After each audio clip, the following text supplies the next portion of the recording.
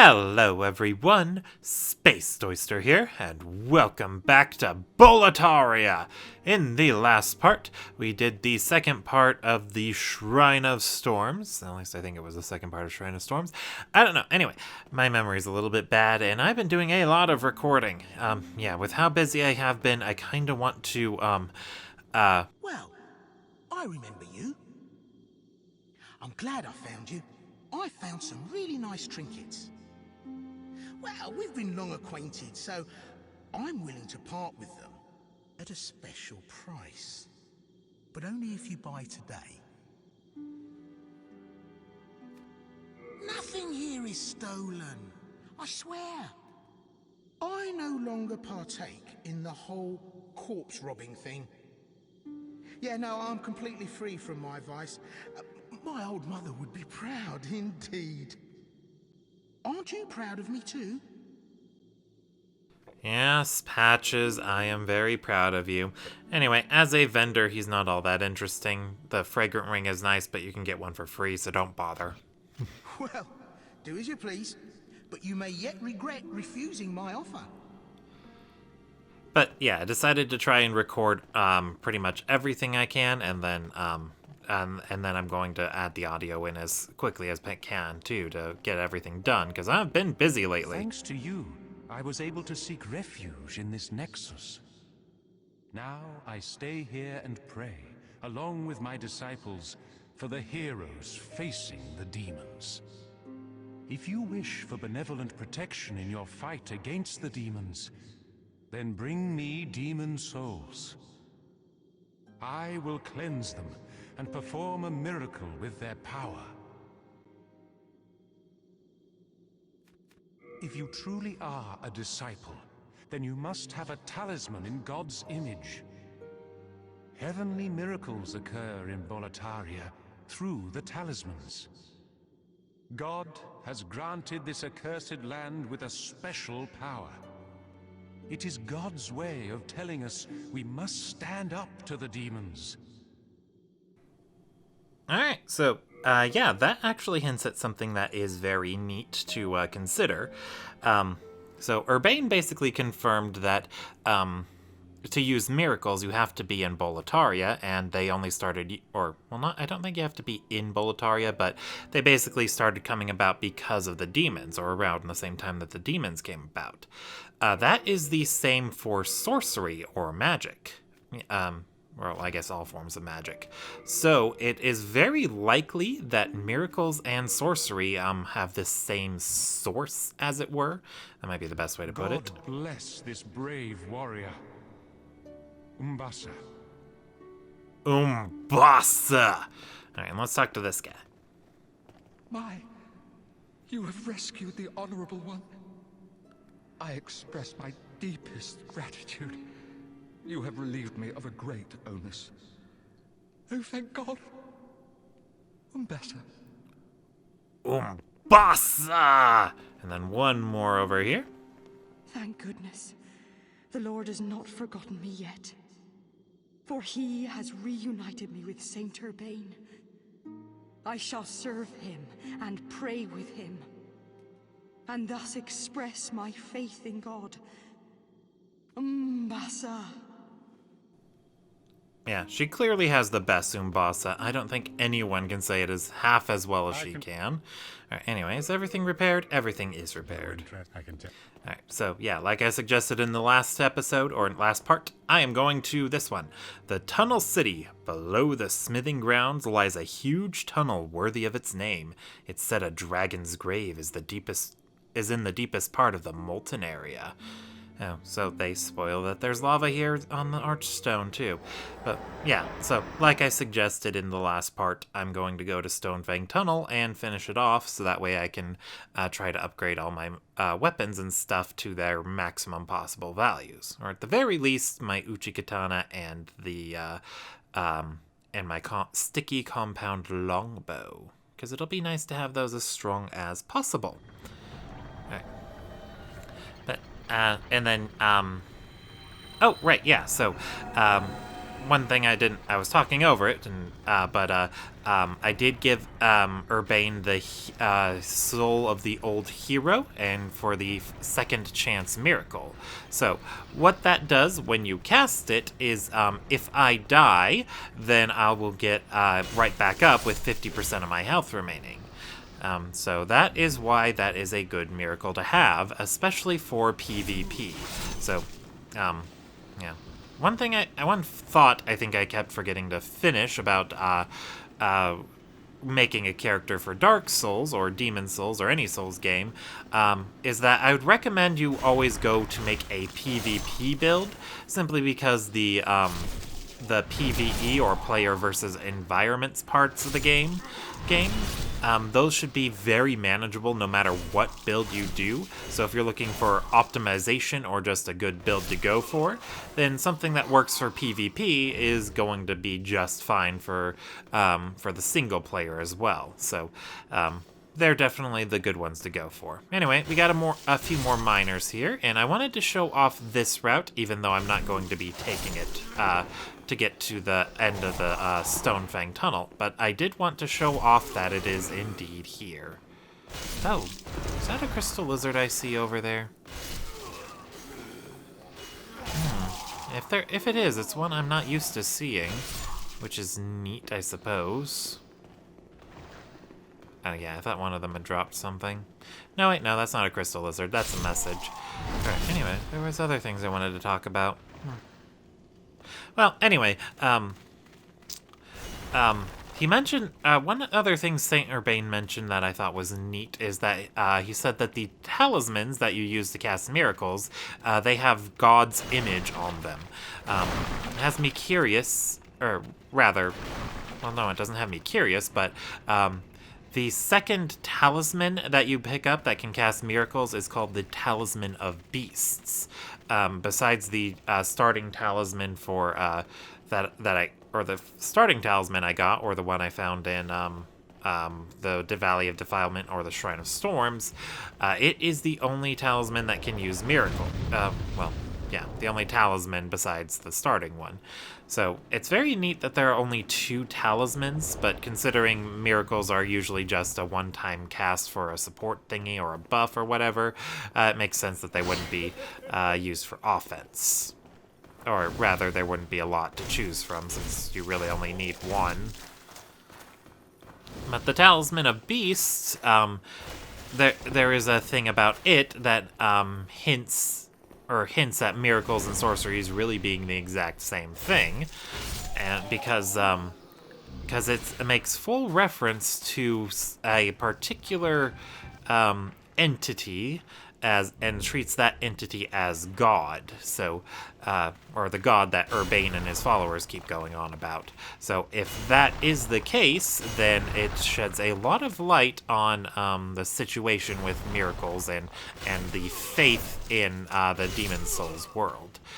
And then, as for that faith, I don't know if I went on about it a lot, but they reference a single God, and it makes me wonder if it's supposed to be if their religion is supposed to be similar to Christianity in the real world, or if it's something that simply references the Christianity.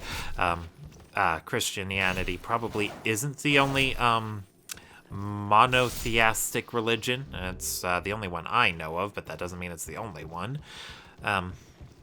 And if that's the case, then I wonder if this game is like some sort of commentary on religion, considering who their god turns out to be. Or who God turns out to be in this game, I should say, because we do actually get to meet it, believe it or not. More on that later, though, although I might have spoiled enough already. Anyway, those thingies are very, very neat. They are extremely weak to piercing damage, especially in their heads. So the easiest way to take them out is with a bow. Just wait for them to shoot forward and then fire, and you're guaranteed to hit. Well, almost guaranteed to hit. I found it's always the easiest way to dispatch them. Down! Oh, that's my own message. Oh. Ooh, I wonder what's down there. I don't really remember that well. I mean, I do remember, but, you know, gotta play things up. Alright, so, yeah, rather than going back and taking that elevator down, I'm gonna drop off here and show off what you get when you take this route. Ooh, Greystone, neat. Yeah, this actually is the quickest way to get to this side of the Stonefang Tunnel, believe it or not. If you take the elevator down, then it does lead to a very special area that I am very sure you will want to visit. But, the way to get to this part of the tunnel, which is also the part that leads you to the end of the level, it gets a bit convoluted before you get out to this big open area. Alright, and then anyway, this is going to be our primary enemy type, and I hate them. These are bear bugs. The little ones, they're not too much to write home about, but in all cases, every bear bug is very, very durable. As you can see here, it took me quite a few hits to take them down. They drop an upgrade material that I kept forgetting to bring up, called Dragon Stone. Or rather, they're dropping the shards, but regardless, the dragon enhancement you can put on weapons is an interesting one to consider. Dragon enhancements, what that will do is it'll remove all the scaling from your... Oh crap, there's a big one behind me. Oh crap, okay, anyway. The dragon enhancement will remove all scaling from your weapon, but in exchange it'll give it a pretty hefty damage boost and also add fire damage to it. So, dragon is a very helpful enhancement to go for if your stat spread doesn't really favor you well to getting a particularly large boost from stat scaling. And since it also deals fire damage, it can also be very useful in the Valley of Defilement. One thing I kept forgetting to bring up about that place is that a lot of the enemies in the Valley of Defilement are weak to fire. I guess filth is flammable. So, yeah, fire, really good in the Valley of Defilement. And, so getting a fire enchantment can be really helpful to get through that place well. Or alternatively, you can bring turpentine and fire bombs with you. Anyway, when you kill the bigger bear bugs, they explode. A very big and pretty explosion, too. So, yeah, nice. Anyway, what do we got going on over here? Ooh, more Dragonstone. Yay! And then, since the bear bugs are just so durable, this is definitely a good place to bring an extra weapon or two with you if you've been working on leveling up a secondary one, or been mainly using like the blessed mace or the crescent falchion like I did, and then leveling up a different weapon for your primary stat. If you've been doing that as well, then make sure you bring your falchion and mace, as well as falchion or mace with your main weapon. Oh, right, I forgot. I have the cling ring on, but I don't need it because I'm not dead. All right. And then these balls here, they are like the wisp thingies from the end of the Shrine of Storms Part 2, right before the Old Warrior. Or Old Hero, that's what I meant to say. They explode when you get too close, and...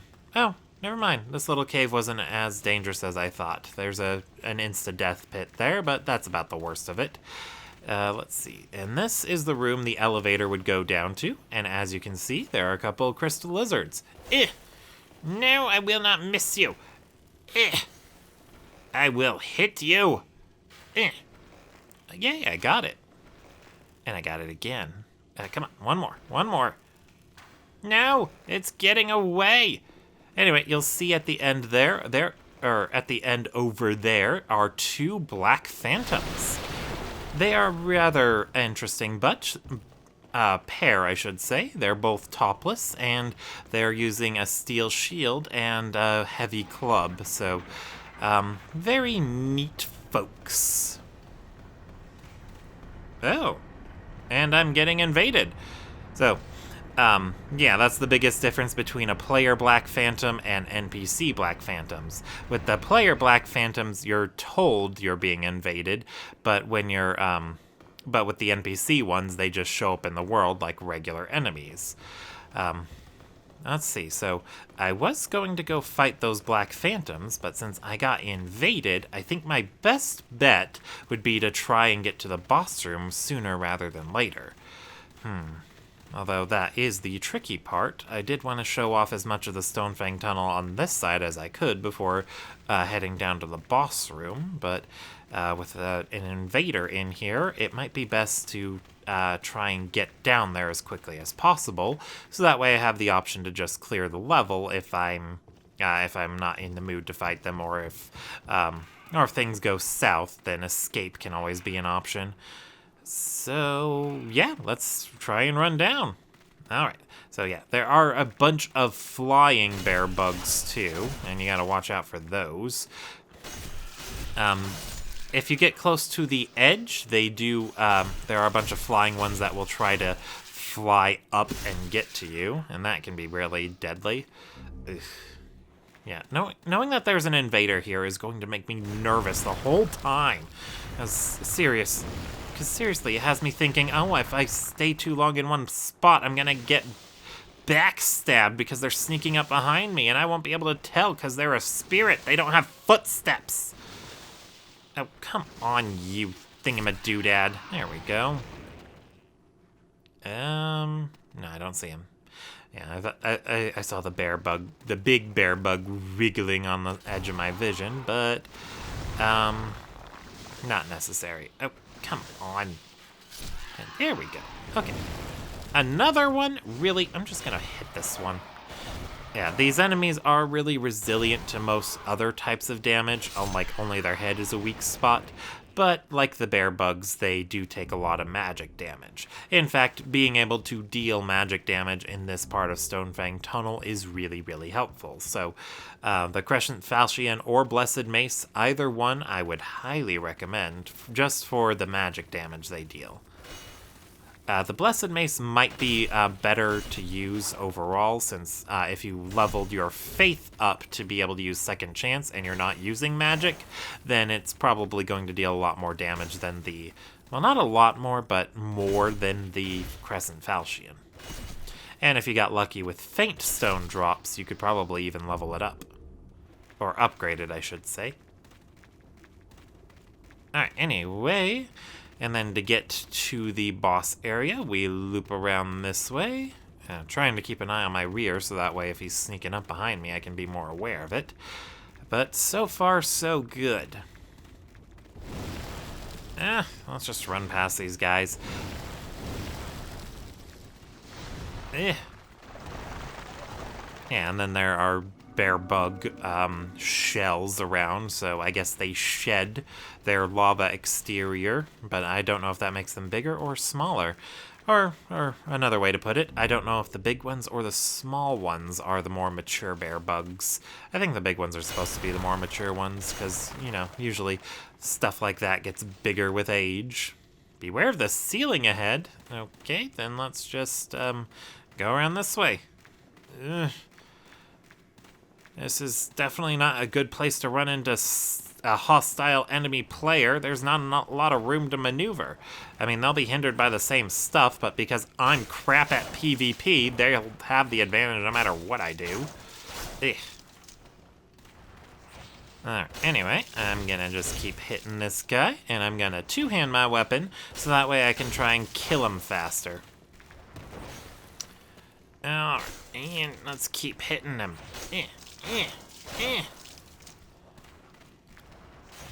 Yeah, so this is one of the really big bear bugs. We did already see one before. Patches was waving next to it. But this will be the first one I'm fighting on screen, and as you can see, very, very durable.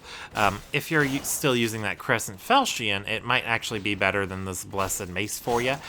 These things are vulnerable to bleed, so inflicting bleeding can really help you out.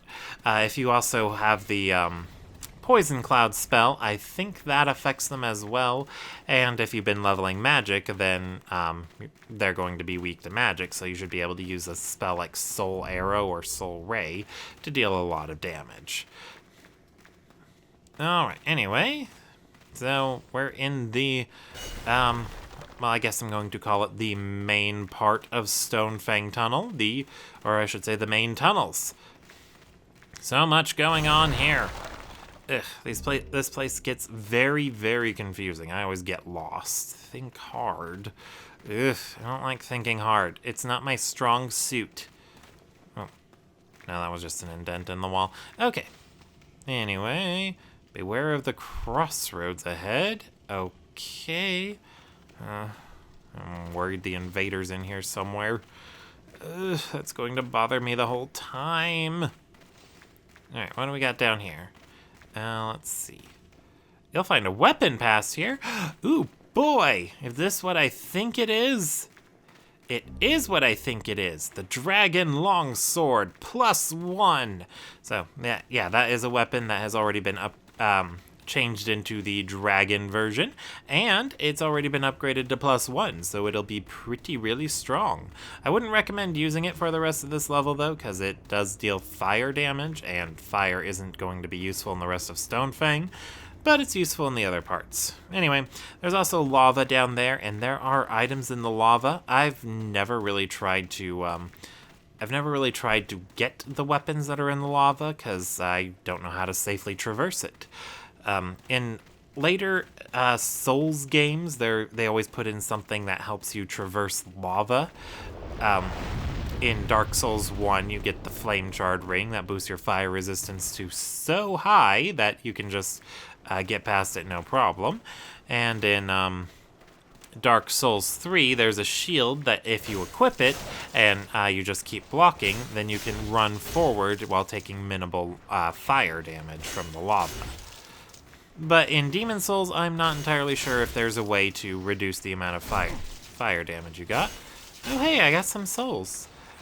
If I got souls, then that would mean the invader is somewhere else and that they killed an enemy or two. Yeah, so I do believe invaders can kill enemies for you, and the enemies won't be hostile to them. I'm not 100% sure about that, don't quote me on it. But since the invaders are able to kill enemies, we do have that confirmed since I gained souls from an unknown source, then that does mean that if you want, you can invade somebody and help them kill their enemies. You know, you can be like some sort of troll, help them out, kill all their enemies, and then stab them in the back when they get to the boss room, if you're feeling like a dick. Or you can just be a benevolent invader and invade their world, help them get through the level by being able to engage the enemies that won't attack you, and then just leave them to clear the boss. But I wouldn't say you have to do anything as an invader. Like, the only rule you have as an invader is to do whatever you want to do. Okay, so there's an enemy over there and 2 crystal lizards. And this looks to be the right direction. They do have torches on the wall. That does seem to be a developer, a development trick, is that you put lights in the direction that the players need to go. So this most likely is the right way because of those torches, and we've been seeing messages saying that go this way. And I hear enemies sprouting up. It sounds like he's killing things, and if I was hearing them from this direction, oh yeah, there's enemies down there. I didn't notice that when I was playing this part. Alright, so normally you drop down and then a big guy pops up and you want to roll away as quickly as possible, but since this guy killed them all, I don't need to worry about that. Alright, anyway, I think he's trying to gauge what's going on here. But this PvP encounter actually goes very, very poorly. Mostly because I have a lot of lag. Like, this encounter just goes really, really badly because of the lag. Why did he switch weapons? That halberd he had, that was really strong. Like, you saw how much health of mine it took off. Alright, but yeah, I'll keep it playing for a bit and then I'll just skip to the end. I just want to show off the weird thing that kept happening to us. But it looks like he was just looking to have a duel with someone. I hope I didn't accidentally steal him away from someone else. UV's server does have a channel where you can design co-op encounters with people. Or set up co-op encounters with folks. And if he was hoping to invade someone besides me to do co-op or to do PvP with them, then that could be how he got invaded. Or that could be why I got invaded, and it could just be a happy accident. But one thing that can make the invasions in Demon Souls really tricky to deal with is the fact that healing items are farmable. Here we go. So yeah, you'll notice there, he got a backstab off on me. The animation went through, but I didn't take any damage. So that was probably my extremely poor internet connection letting us down, because that should have been a clear backstab for him. I should have a lot less health than I do, but for some odd reason I didn't take any damage, and it's because I was blocking. So on one of our ends, the game registered that as a blocked hit, but on the other end, it registered it as backstab. Oh wow, his weapon's a lot weaker than mine. Maybe you switched away from that halberd to try and make it a more fair fight. Yeah, it's really tough to say, but anyway, I'll skip to the end of the PvP encounter, because, unfortunately, this really doesn't, go well one way or the other. Like, neither of us really got much out of this PvP encounter. So, yeah, I'll skip to the end, and I'll see you guys there.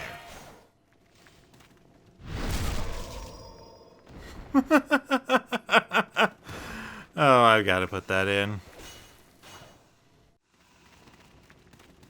Alright, yeah, so I decided to chicken out, to put it as nicely as possible, and just run straight to the boss room, because it was right through that door.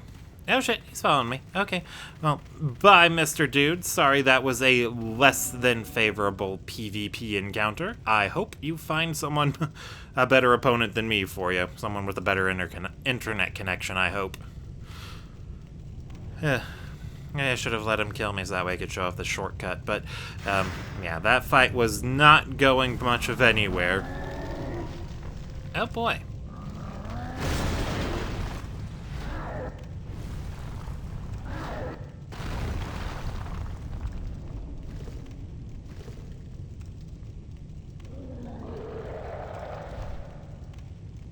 Anyway, enough about PvP, let's talk about this boss. This is Flame Lurker. So Flame Lurker is regarded as one of the most difficult bosses in Demon Souls. So unlike a lot of the other bosses, as you have seen up to this point, he is extremely aggressive. And part of what makes him difficult is that most of his attacks also have an area of effect blast on them. He deals a lot of fire damage with those, and it also means that blocking his attacks can be difficult, or I should say dodging his attacks can be difficult, because you need to account for where the blast hits as well as where he's hitting you, or rather where he's going to hit. And he's going to attack frequently and yeah, he'll attack frequently and all that fun stuff. So, Flame Lurker is one of the very few encounters in this game that is a pure combat encounter. Well, for boss fights, I should say. So that can often make him one of the more difficult bosses, because nearly all the other bosses, they have a they're more like a puzzle than a boss encounter, and they have quirks and attributes to their arena that you can arena or their AI that you can abuse to give yourself an edge. Like, the old hero's probably really strong and could be fought the same way I'm fighting Flame Lurker now, but because he's blind, you can equip the Thieves' Ring and you don't have to worry about him at all. But with Flame Lurker, there isn't really much of a way to cheese him like that. I mean, there are a couple of ways, but that's more exploiting the game's weak AI than more of an intended way to weaken the boss or to give yourself an edge. The only conventional way to give yourself an edge against Flame Lurker is to use magic against him. Flame Lurker has notoriously low magic defense, so if you're hitting him with magic damage, he should fold quickly. But the ways to cheese Flame Lurker is that, on the one hand, there's a rib cage near the entrance to the arena. If you lure Flame Lurker to one side of the rib cage and then stand on the other side, he won't be able to figure out how to get around it. So if you have a way to deal damage to him at a distance, then you can safely, then you can just lure him there and then safely kill him without having to worry about his attacks. Or you should be able to. I've never tried that out myself, but it might be worth a shot if you're having trouble. The other thing you can do is use the Thieves' Ring and the Poison Cloud spell that you get from Leechmonger's Soul from Sage Frink. As you may have noticed when I entered the boss arena, Flame Lurker didn't start attacking me right away. Even though he's not blind like the old hero, the Thieves' Ring does work on him, and he won't be able to detect you right away. So, you can equip the Thieves' Ring and get yourself close enough that you can cast Poison Cloud, but not so close that he'll detect you, and you can just recast it and poison him until he dies. That is another option for you. If you're having trouble with this boss, I would always recommend trying the bosses conventionally before you go for cheese tactics. And the Red Hot Demon's Soul. There is only one thing you can do with that, and so I would highly recommend holding on to it until you give it to, we'll see in a bit. I actually do, since I'm going to be doing a lot of cutting in this part, I wanted to show off a few more things. So, back here, ooh, there's another item over here. Anyway, near the entrance to the boss arena, but on the opposite edge, is a very neat item. Although there are lots of items on the way to it, but I didn't notice them because I was running away from a Black Phantom. Oh, he aggroed these guys. Anyway, so if you go this way first, you will get that interesting item that has that provides a small hint to what Flame Lurker's identity was before it became Flame Lurker, or the demon Flame Lurker, I should say. Alright, anyway, just gotta kill this last one. Come on. There we go. Alright, so yeah, these guys also drop some items, and that's always nice. Hands of God! So, the Hands of God, let's see, I can pull up their item description here. A fist weapon bearing God's name. There was once a strong man who slaughtered dragons with his bare hands. He was known as the legendary Big M. I didn't get a chance to read it all, but that's basically the important part. The Hands of God were wielded by the legendary Big M, and that is likely who Flame Lurker was. It's possible since he punches you a lot. But then again, he's also on fire, and I have no idea if this Big M was on fire. Interestingly, though, you can find another set of the Hands of God by killing 2 NPCs. And those 2 NPCs are the blacksmiths, Ed and Baldwin. So they likely are descendants of Big M. So it's very interesting that the Hands of God show up here in Stonefang Tunnel, as well as being carried by 2 NPCs. Well, individually by 2 NPCs. Alright, and then, one last thing about that about the PvP. since both players have access to near infinite healing items, the PvP encounters could go on for practically ever. And since there were no pits for us to fall down or anything like that, I decided to run away from that boss or from that guy who invaded me, simply because I didn't see any way that fight was going to end soon, like at all. Then I just wanted to move on with things, so yeah, that's why I decided to chicken out. But even without being able to farm healing items, it's still quite easy to get an infinite number, and I do literally mean infinite. There is a well-known exploit in the game where you can duplicate items, and you don't even need to be able to go online to do it. I believe there's even YouTube videos that can go over it. I should put one in the description. But if you know that duplication glitch and you use it to duplicate a healing item that restores all of your hit points, like the Dark Moon Grass, then you can be virtually unkillable as long as you can find the time to heal, since you'll have an infinite number of healing items. The item duplication, though, I really only recommend using it to, well, if you're going to use it to duplicate healing items, I'd recommend carrying a limited number with you, so that way you don't break the game entirely. What be your need? If it be a blacksmith, then show me some coin. If not, head straight for the door. But Ed, I need other things besides that. Demon soul? The demons are powerful spirits. Some can even bless weapons. But doing so requires a powerful flame. And the soul of a demon is an inferno of wrath. I told you that I am busy. Each ore has a grade. Mighty weapons can only be blessed by ores of high grade. The highest grade of all is a pure ore that shines in utter brilliance. Alright, so he doesn't feel bad. Let's look through some of the upgrades I can do. Oh, right, well, yeah, so I guess having an infinite number of healing supplies on you does kind of break the game in some ways, but if you only bring a limited number with you, then I suppose it's fine. Yes, that's the one. A red, hot demon soul. Now you can bless your weapon with another demon soul.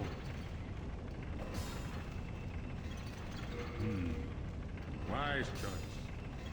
You've done well to put your trust in the great blacksmith Ed.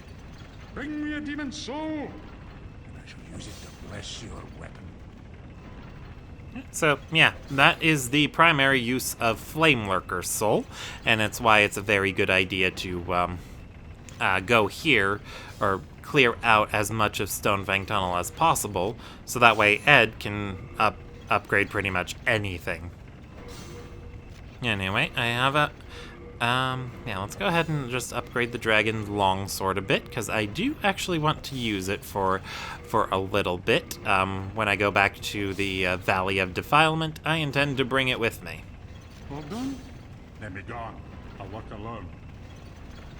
Fine, yes sir. Anyway, I'll call that here. Thank you all for watching, and I will see you all next time.